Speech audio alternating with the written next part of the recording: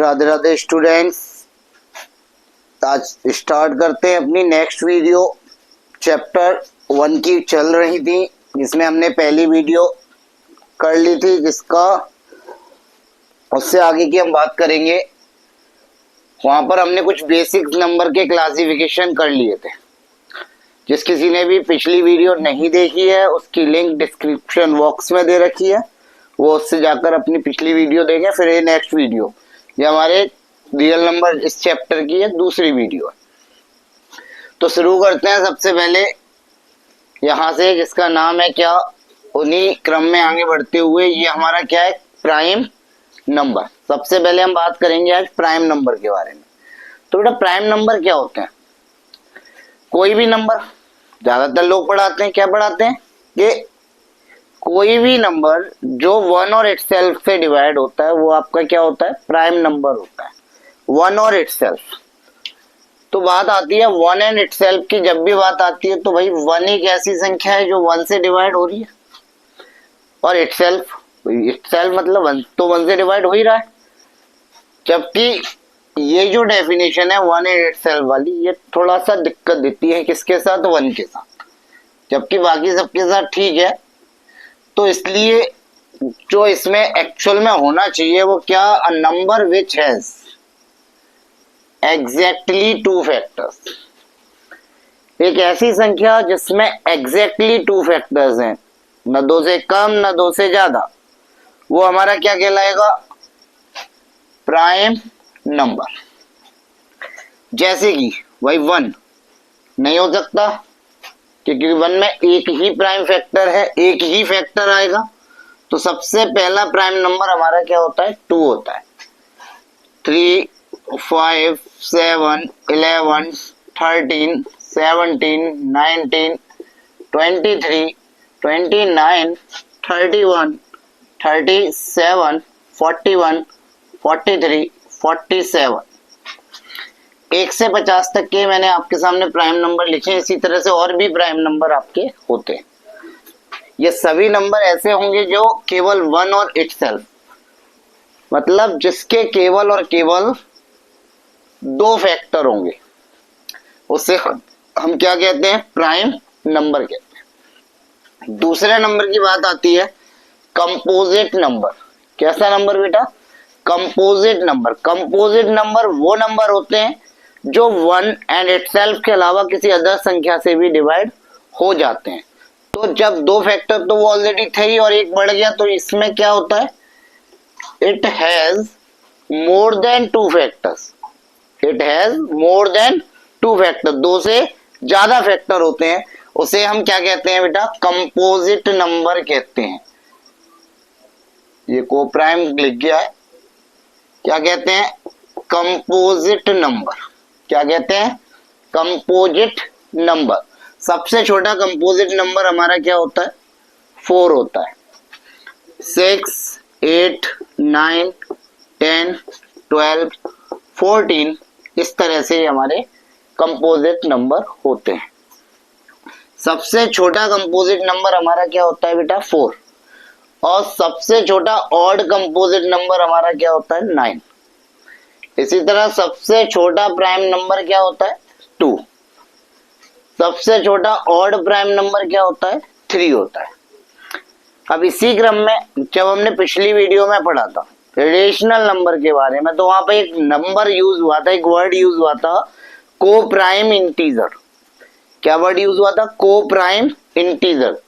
तो आखिरी में हम समझते हैं नंबर्स के क्लासिफिकेशन में को प्राइम नंबर्स के बारे में। को प्राइम नंबर्स क्या होते हैं, a pair of number which has no common prime factor. No common prime factor, जिसमें कोई भी कॉमन प्राइम फैक्टर ना हो, ऐसा पेयर क्या कहलाएगा बेटा, ऐसे पेयर को हम कहेंगे को प्राइम नंबर। ऐसे पेयर को हम क्या कहेंगे, को प्राइम। एग्जाम्पल के लिए 13 एंड 15 दोनों ऐसे पेयर है जिसमें किसी भी सेम नंबर प्राइम फैक्टर का डिवाइड नहीं जाता। 24 एंड 35। ये भी कैसा पेयर है आपका? इसमें भी किसी भी सेम प्राइम फैक्टर का डिवाइड नहीं होता, तो ये भी कैसे पेयर हुए? को प्राइम नंबर। कैसे पेयर हुए? को प्राइम नंबर। यहां पर हमारा नंबर का क्लासिफिकेशन कंप्लीट होता है। अब करते हैं कुछ नंबर पर बेस्ड क्वेश्चन जो हमारे प्रीवियस ईयर में पूछे जा चुके। अभी उन्हीं क्वेश्चंस की हम बात करते हैं। ये 4 एमसीक्यू हमारे सामने हैं जो आप देख रहे हैं। इन 4 एमसीक्यू को 1 बाय 1 हम सॉल्व करते हैं। ये सभी एमसीक्यू हमारे प्रीवियस ईयर के क्वेश्चंस हैं जो हमारे बोर्ड एग्जाम में पूछे जा चुके हैं। Which of the following is a pair of co-prime number? इसमें से कौन सा एक पेयर है जो को प्राइम नंबर को रिप्रेजेंट कर रहा है? किसको रिप्रेजेंट कर रहा है बेटा? को प्राइम नंबर को। मैंने आपको क्या कहा?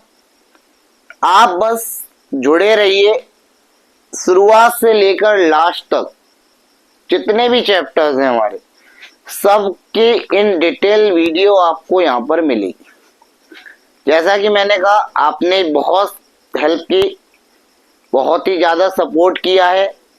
इससे हमारी उम्मीदें और बढ़ी हैं और हमारी कोशिशें और बढ़ती जा रही हैं। ज़्यादा से ज़्यादा समय हम आपको देंगे और आज उसी क्रम में आगे बढ़ते हुए इन 4 क्वेश्चंस को और करते हैं। पहले, which of the following is a pair of को प्राइम नंबर? तो बेटा कौन सा एक पेयर है जो को प्राइम नंबर को रिप्रेजेंट करता है? अभी अभी हमने यहाँ पे पढ़ा है को प्राइम नंबर क्या होता है। ऐसे pair which has no common prime factor.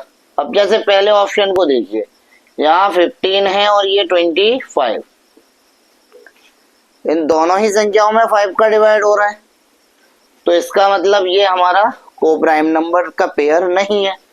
Next 28 and 21 दोनों ही किससे डिविजिबल हैं?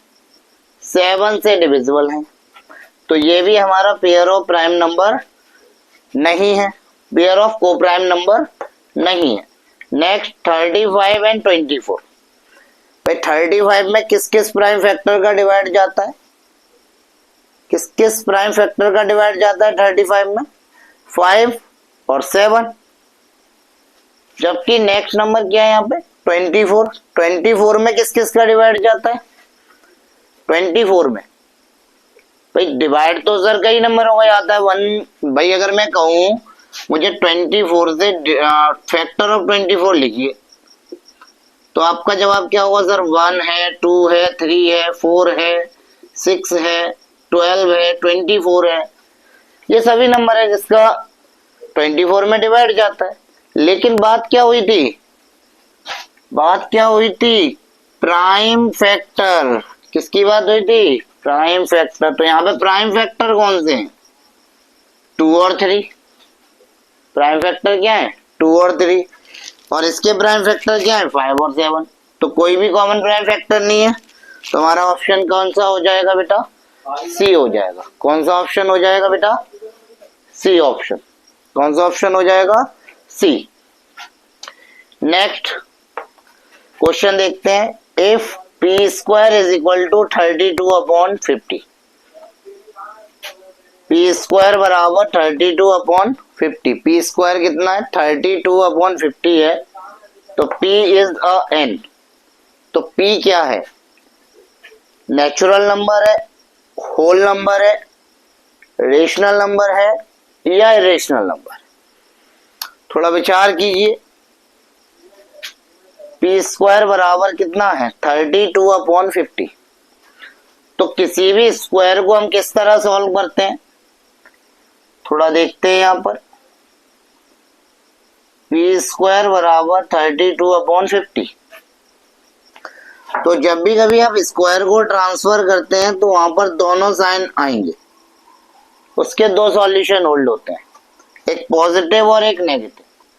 तो ये हुआ 32/50। जैसा रूट की वैल्यू तो इरेशनल होती है, ऑप्शन भी इरेशनल दे रखा है। लेकिन रुकिए तो, समझिए तो, क्या ये सिंप्लीफाई हो सकता है? हमें छोटे में पढ़ाया जाता है, जब हम फ्रैक्शन पढ़ते हैं तो फ्रैक्शन में क्या सिखाया जाता है कि हमेशा फ्रैक्शन को छोटे रूप में लिखा जाता है, सिंपलेस्ट फॉर्म में लिखा जाता है। क्या ये सिंपलेस्ट फॉर्म में है? तो मुझे दिख रहा है कि ये दोनों ही 2 से डिवाइड हो रहे हैं। 2 से ये डिवाइड होकर कितना हुआ 25 और ये 2 से डिवाइड होकर हुआ 16। और जैसा कि हमें पता है 16 स्क्वायर होता है 4 का और 25 स्क्वायर होता है 5 का। तो p की वैल्यू क्या आई बेटा?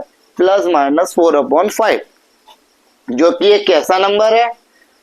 रेशनल नंबर है। कैसा नंबर है बेटा? Rational number. चलते हैं नेक्स्ट क्वेश्चन की तरफ। Next question, question number 3।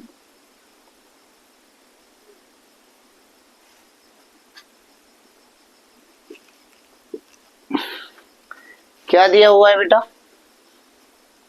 A pair of irrational numbers whose product is a rational number is, ये अभी पिछली साल ही CBSE 2023-24 बैच में ये आपका क्वेश्चन पूछा गया है CBSE बोर्ड में। ठीक, अ pair of irrational number whose product is a rational number, product rational होना चाहिए।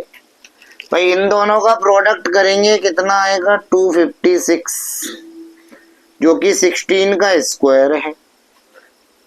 तो रेशनल हो गया सर, लगा दें टिक, लगा दें। भाई 16 स्क्वायर है, 256 स्क्वायर है 16 का, और 16 एक कैसा नंबर है? रेशनल। लेकिन ठहरो तो सही, इसने ये भी तो कहा है कि पेयर कैसे होनी चाहिए? इरेशनल। क्या रूट 4 इरेशनल है? भाई 4 का स्क्वायर रूट कितना होता है? 2 होता है। तो ये तो रेशनल है। तो इसका मतलब ये हुआ कि पहला ऑप्शन तो इसका हो ही नहीं सकता, because root 4 is a rational number. जबकि हमसे बात किसकी की गई है? पेयर कैसे होने चाहिए? Irrational number. नेक्स्ट, रूट 9 3 होता है, रेशनल है, ये भी नहीं हो सकता। ये दोनों देखिए 12 और 6, रूट 6 इंटू रूट 12 कितना होगा? Square root of 72। 72 is not a perfect square number, ये भी नहीं है। तो फिर लास्ट ऑप्शन हमारा बचा क्या? डी, जो कि होगा ही होगा फिर रूट 3 इंटू रूट 27, रूट 81 कितना होता है? 9। तो केवल ये देखने से काम नहीं चलेगा कि प्रोडक्ट रेशनल है, ये भी देखना पड़ेगा कि पेयर कैसे होने चाहिए? इरेशनल होने चाहिए। कैसे होने चाहिए? इरेशनल। इसलिए पहला ऑप्शन नहीं होगा। ऑप्शन कौन सा सही होगा बेटा? D option is correct. Next चलते हैं नेक्स्ट क्वेश्चन की तरफ। Question number 4। क्वेश्चन नंबर 4 क्या दिया है? 3 into 4 into 5 plus 5 is a prime number, irrational number, composite number and even number। ये जो हमारा नंबर है ये कौन सा नंबर है? तो हम क्या करेंगे? हमने बोर्ड मास पढ़ा हुआ है। क्या पढ़ा हुआ है? बोर्ड मास। तो बोर्ड मास पढ़ा हुआ है तो पहले हम इस दी गई संख्या को सिंप्लीफाई करेंगे। क्या करेंगे? सिंप्लीफाई। तो ये क्या आएगा? 3 4 जा 12, 12 5 जा 60। तो 60 प्लस 5 कितना हुआ बेटा? 65। कितना हुआ? 65। देखने से ही पता चल रहा है ना ये इवन है, ना ये रेशनल है, ना ये प्राइम है। ये कैसा नंबर है? कंपोजिट नंबर है। इसमें 2 से ज्यादा फैक्टर हैं। तो यहाँ पर 2 से ज्यादा फैक्टर हैं। ये 5 से भी डिवाइड हो रहा है, 13 से भी डिवाइड हो रहा है। तो ये कैसा नंबर हुआ? Composite number. यहाँ पर हमने पढ़ा था ना, मोर देन 2 फैक्टर अगर होते हैं तो उसे हम क्या कहते हैं? कंपोजिट नंबर कहते हैं। ये हमारे कुछ इंपॉर्टेंट क्वेश्चंस थे, किससे रिलेटेड? नंबर से रिलेटेड। अब आगे बढ़ते हैं अपने नेक्स्ट टॉपिक पर। तो अगला टॉपिक देखते हैं बेटा। अगला टॉपिक है हमारा फंडामेंटल थ्योरम ऑफ क्या, फंडामेंटल थ्योरम ऑफ अर्थमेटिक। क्या कहती है फंडामेंटल थ्योरम ऑफ अर्थमेटिक? भाई अर्थमेटिक की जो पहली थ्योरम है, मूल थ्योरम है, फंडामेंटल थ्योरम क्या कहती है? ये स्टेट्स एनी कंपोजिट नंबर। कैसा नंबर है बेटा, ध्यान दीजिएगा, कंपोजिट नंबर जिसके कितने वेक्टर होते थे, more than 2 factors. Any composite number can be represented in the form of product of prime factors. किसी भी कंपोजिट नंबर को उसके प्राइम फैक्टर्स के प्रोडक्ट की फॉर्म में लिखा जा सकता है, और this process is called prime factorisation. और इसके लिखने की जो प्रोसेस होती है, प्रक्रिया होती है, उसे क्या कहते हैं? उसे बोलते हैं प्राइम फैक्टराइजेशन। जैसे एग्जांपल के लिए समझिए, मेरे पास एक प्राइम नंबर है, मेरे पास एक कंपोजिट नंबर मैंने ले लिया 3780। क्या ले लिया? 3780। और मुझे इसे किस में लिखना है भाई? प्राइम फैक्टर्स के प्रोडक्ट की फॉर्म में लिखना है। किसकी फॉर्म में लिखना है? प्राइम फैक्टर्स के प्रोडक्ट की फॉर्म में। तो मैं इसका क्या करूंगा? प्राइम फैक्टराइजेशन करूंगा। सबसे पहले मैं क्या करूं? सबसे छोटा प्राइम नंबर क्या होता है? 2 होता है। लेकिन 2 से डिविजिबल कब होगा?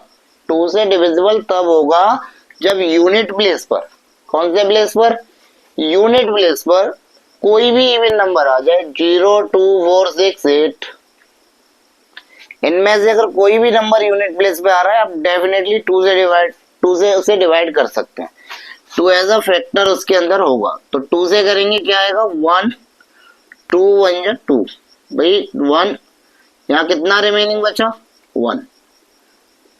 ये कितना है हमारा? 7। 17 के लिए टेबल करेंगे तो 2 8 जा 16। फिर भी कितना बचेगा? 1। नेक्स्ट कितना है हमारा? 8। 18 के लिए करेंगे तो 2 9 जा 18। 1 by 1 समझना है अच्छे से। ये क्वेश्चन इससे रिलेटेड हमारे एग्जाम में पूछा ही जाना है बिल्कुल बेटा, और बड़े आराम से समझते चलना है। अब फिर से मुझे 0 मिल रहा है, तो ये फिर से 2 से डिविजिबल है, और 2 से डिविजिबल है तो करते हैं 2। 18 के लिए जाएंगे तो 2 9 जा 18। नेक्स्ट 9 है तो 2 4 जा 8, 1 बचा। 10 हुआ तो 2 5 जा 10। अब यहाँ पर इनमें से कोई भी नंबर नहीं आ रहा है बेटा, समझना, यहाँ पे कोई भी नंबर नहीं है तो मतलब ये 2 से डिविजिबल नहीं है। अब जब 2 से डिविजिबल नहीं है तो नेक्स्ट प्राइम नंबर क्या होता है? अभी थोड़ी देर पहले ही आपने पढ़ा है। नेक्स्ट प्राइम नंबर क्या होता है? नेक्स्ट प्राइम नंबर होता है हमारा 3। क्या होता है? 3 होता है। और 3 से डिविजिबल सर कब होता है? कोई भी नंबर है, हमें पता होगा तभी तो हम उससे डिविजिबल करेंगे, उससे फैक्टर करेंगे। तो एक काम करिए, इनको ऐड कर लीजिए, इनको ऐड कर लीजिए। ऐड किया तो कितना आया? ये 18 आ रहा है सर। कितना आ रहा है? 18।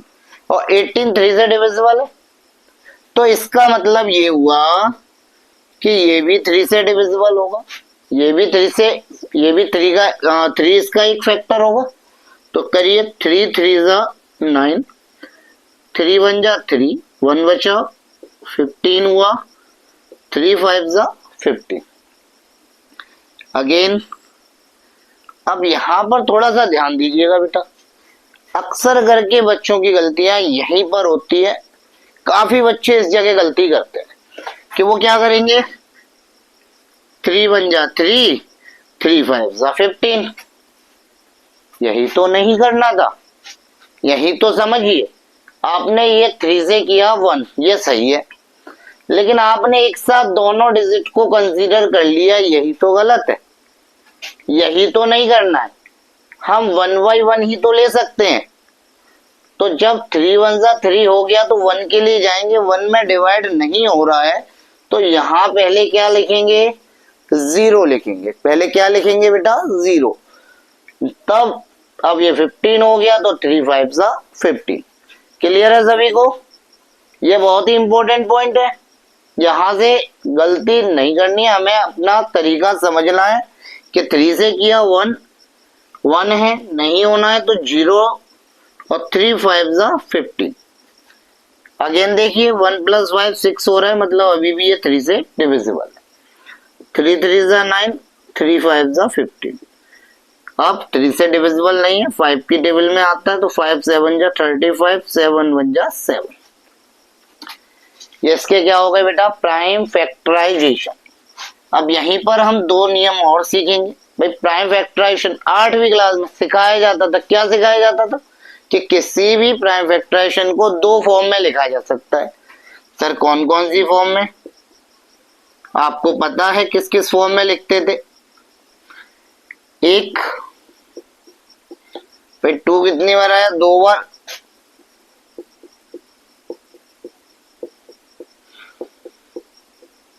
इस फॉर्म का नाम क्या था,